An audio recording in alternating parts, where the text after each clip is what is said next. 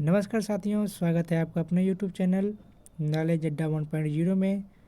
साथियों, आज की वीडियो में हम लोग चर्चा करेंगे रामकृष्ण परमहंस मिशन के बारे में। रामकृष्ण परमहंस कौन थे और रामकृष्ण परमहंस मिशन की स्थापना किसने की थी, ये सभी बातों को हम लोग जानेंगे इस वीडियो के माध्यम से। तो आइए शुरू करते हैं आज का वीडियो।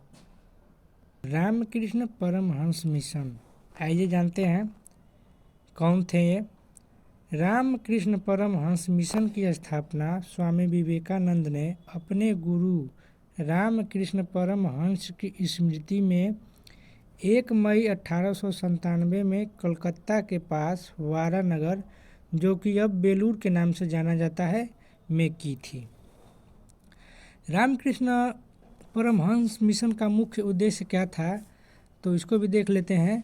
रामकृष्ण मिशन में कार्यरत सन्यासी जनसाधारण के कष्टों, रोगियों को चिकित्सा सुविधा उपलब्ध कराना, अनाथों की देखभाल करना के माध्यम से सक्रिय समाज की सेवा के प्रति समर्पित थे। आइए अगला पॉइंट देखते हैं।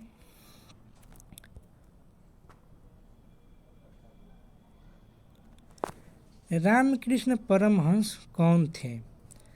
रामकृष्ण परमहंस का मूल नाम गदाधर चट्टोपाध्याय था। वह कलकत्ता में गंगा नदी के पूर्वी तट पर दक्षिणेश्वर में काली देवी मंदिर के पुजारी थे। दक्षिणेश्वर में काली माता पुजारी होने के कारण ये दक्षिणेश्वर संत के नाम से भी विख्यात थे। इनका मानना था कि संसार के सभी धर्म सच्चे रूप में ईश्वर तक पहुंचाने के लिए विभिन्न मार्ग हैं। इन्होंने धर्म की एकता और मानवता सेवा पर सर्वाधिक बल दिया। भारतीय संस्कृति और सभ्यता में पूर्ण निष्ठा रखने वाले रामकृष्ण सभी धर्मों को सत्य मानते थे। वे मूर्ति पूजा में विश्वास करने के साथ साथ उसे सर्वशक्तिमान ईश्वर को प्राप्त करने का एक साधन मानते थे। रामकृष्ण परमहंस ने तांत्रिक, वैष्णव और अद्वैत साधना द्वारा निर्विकल्प समाधि की स्थिति प्राप्त की और परमहंस कहलाए। तो ये रही जानकारी रामकृष्ण परमहंस के बारे में। आइए अब जान लेते हैं स्वामी विवेकानंद जी के बारे में। स्वामी विवेकानंद का जन्म 12 जनवरी 1863 को कलकत्ता में हुआ था। हर साल 12 जनवरी को युवा दिवस इन्हीं के जन्मदिन के रूप में मनाया जाता है। इनके बचपन का नाम नरेंद्र नाथ था। इन्होंने भारतीय दर्शन के साथ साथ पाश्चात्य दर्शन का भी अध्ययन किया था। 17 वर्ष की अवस्था यानी 1880 में स्वामी विवेकानंद की भेंट रामकृष्ण परमहंस से हुई, जिसके बाद शीघ्र ही वे उनके परम शिष्य बन गए। 1891 में इन्होंने संपूर्ण भारत की यात्रा की और भारत की गरीबी और भूखमरी का अनुभव किया। भ्रमण के दौरान राजस्थान के खेतड़ी रियासत के महाराजा कुंवर अजीत राज सिंह के सुझाव पर इन्होंने अपना नाम बदलकर स्वामी विवेकानंद रख दिया। इन्होंने महाराजा के खर्च पर ही 1893 में 1993 लिखा गया है 1893 में अमेरिका के शिकागो शहर में आयोजित प्रथम विश्व धर्म सम्मेलन में हिंदू धर्म, जो कि सनातन धर्म के नाम से भी जाना जाता है, प्रतिनिधि के रूप में भाग लिया। 19 सितंबर 1893 में इन्होंने अपना ओजपूर्ण भाषण दिया और विश्व प्रसिद्ध हो गए। स्वामी विवेकानंद का प्रमुख वक्तव्य था, जिस प्रकार सारी धाराएं अपने जल को सागर में लाकर मिला देती हैं, उसी प्रकार मनुष्य को सभी धर्म ईश्वर की ओर ले जाते हैं। स्वामी विवेकानंद जी के भाषण के अगले दिन वहाँ की प्रसिद्ध पत्रिका न्यूयॉर्क हेराल्ड के द्वारा अपने पत्रिका में छापा गया कि निश्चित रूप से स्वामी विवेकानंद विश्व धर्म संसद के सबसे प्रमुख व्यक्ति हैं। उनको सुनने के बाद हम अनुभव करते हैं कि ऐसे ज्ञान संपन्न देश में अपने धर्म प्रचारक को भेजना कितना मूर्खतापूर्ण है। स्वामी विवेकानंद जी के द्वारा की गई भविष्यवाणी। उन्होंने कौन सी भविष्यवाणी की थी कि आने वाले समय में समस्त विश्व पर सर्वहारा वर्ग और दलितों का शासन होगा और इसकी शुरुआत रूस और चीन से होगी। विवेकानंद जी 3 वर्षों तक शिकागो में ही रहे और फरवरी 1996 में न्यूयॉर्क में वेदांत सोसाइटी और कैलिफोर्निया में शांति आश्रम की स्थापना की।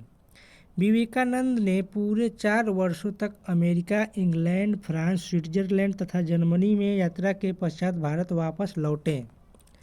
भारत आने के पश्चात उन्होंने सन 1897 कर लीजिएगा 1897 में रामकृष्ण परमहंस मिशन की स्थापना की, जिसका मुख्यालय वारानगर था, जो 1899 में कलकत्ता के पास वेलूर को तथा बाद में अल्मोड़ा के पास मायावती को मुख्यालय बनाया गया।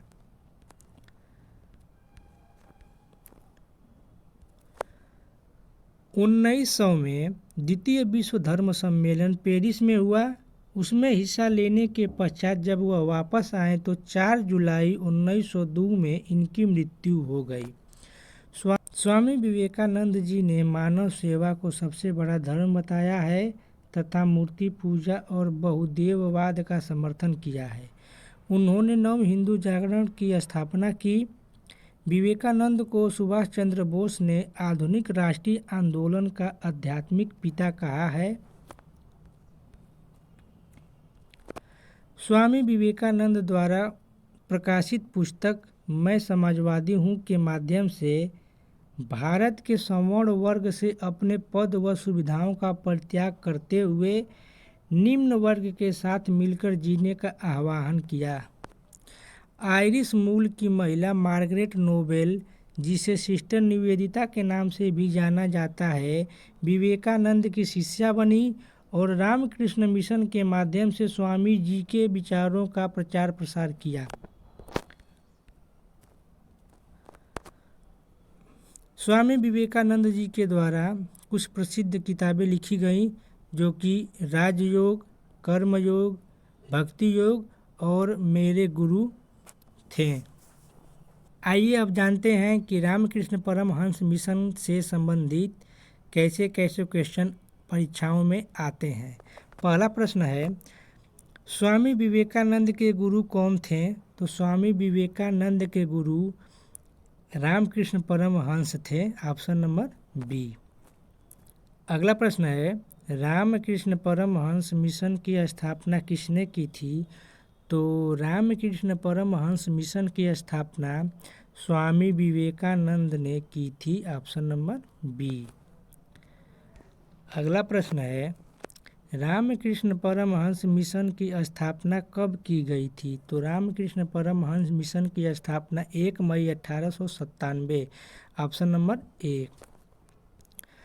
अगला प्रश्न देखते हैं, रामकृष्ण परमहंस मिशन की स्थापना किस शहर में हुई थी? तो साथियों, हम लोगों ने पढ़ा है कि रामकृष्ण परमहंस की मिशन की स्थापना कलकत्ता शहर में हुई थी। अगला पॉइंट देखते हैं, रामकृष्ण परमहंस का मूल नाम क्या था? तो रामकृष्ण परमहंस का मूल नाम गदाधर चट्टोपाध्याय था। अगला प्रश्न देखते हैं, नरेंद्र नाथ का नाम स्वामी विवेकानंद किसने रखा था? तो नरेंद्र नाथ का नाम स्वामी विवेकानंद महाराजा अजीतराज सिंह ने रखा था। अगला प्रश्न देखते हैं। अगला प्रश्न है, प्रथम विश्व धर्म सम्मेलन कब हुआ था? तो प्रथम विश्व धर्म सम्मेलन 1893। Option number B.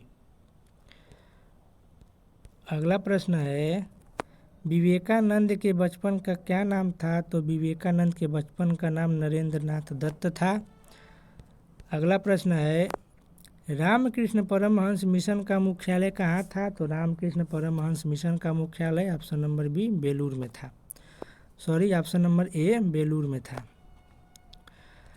अगला पॉइंट है, आयरिश मूल की महिला मार्गरेट नोबेल का मूल नाम क्या था? तो मार्गरेट नोबेल का मूल नाम सिस्टर निवेदिता था, ऑप्शन नंबर बी। अगला प्रश्न है, स्वामी विवेकानंद की मृत्यु कब हुई थी? तो स्वामी विवेकानंद की मृत्यु 1902 में हुई थी, जब वह सेकेंड धर्म सम्मेलन, विश्व धर्म सम्मेलन से वापस आए। तो 4 जुलाई 1902